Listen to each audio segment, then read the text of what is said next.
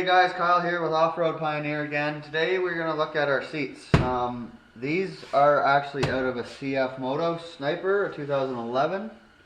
But anyone I've seen or talked to says they are the identical seat that is in a RZR. So we're going to talk about what I did to get them in here and how I got them in here.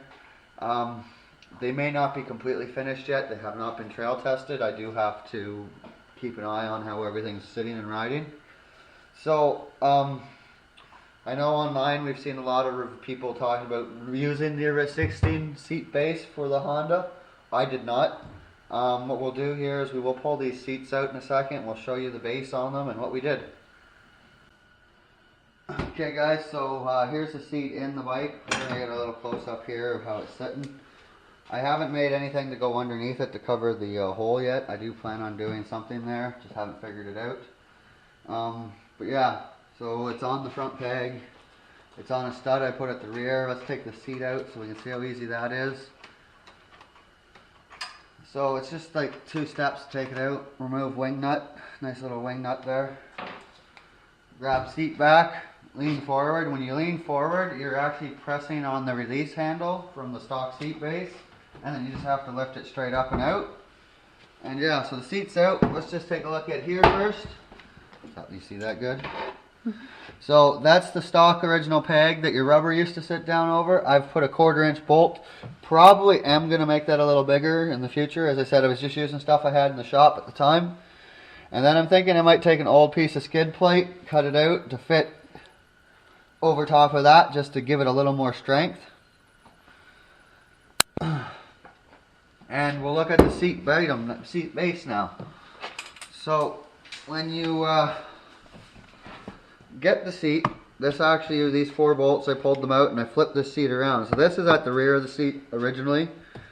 I drilled 2 holes through here, some washers, some bolts to put this chunk of angle iron on, and flip the base around. So this fits over that stud almost perfectly, like no play, no nothing. Sits in there good. As you can tell, I've went for a few drives on back roads, no damage. Then this here sits on the bar and this here sits on the bar, which helps out, and then I secure it downwards through this bar. So I didn't have to do a whole lot. It was pretty easy. And to put it back in, it's pretty straightforward.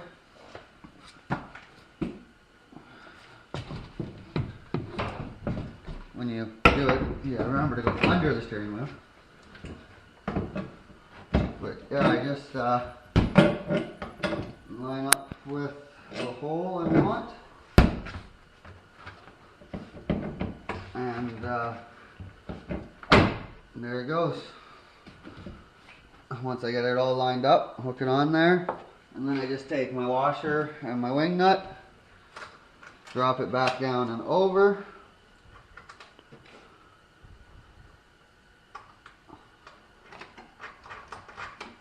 Pin that wing nut down. I may not suggest using angle iron, maybe just a nice thick piece of flat stock, because it is a little bit of a pain to turn the wing nut. What I'm probably going to do is eventually get a rod of some sort. There's a knob that's up higher to grab it. Other things, the reason we went with the bucket seats is we want to put in the harnesses. And yeah. So that's snugged up there, not too bad. As you can see, it's not loose, it doesn't wiggle, it doesn't come out. Like, I don't know guys, it's pretty easy just to switch it out like that. And as I said, I'm going to probably take a piece of an old skid plate I have kicking around here, cut it out to the 2 sides of the holes. It's plastic, it won't conduct any electricity with the battery over there. And yeah, and I'm going to throw some mud flaps on the rear to put to keep the water and mud that does make it up in there out. But it was a pretty easy mod, guys. You should probably try it out. I got my seats for $50 a piece, so I found it was really cheap. Hardware was maybe $10.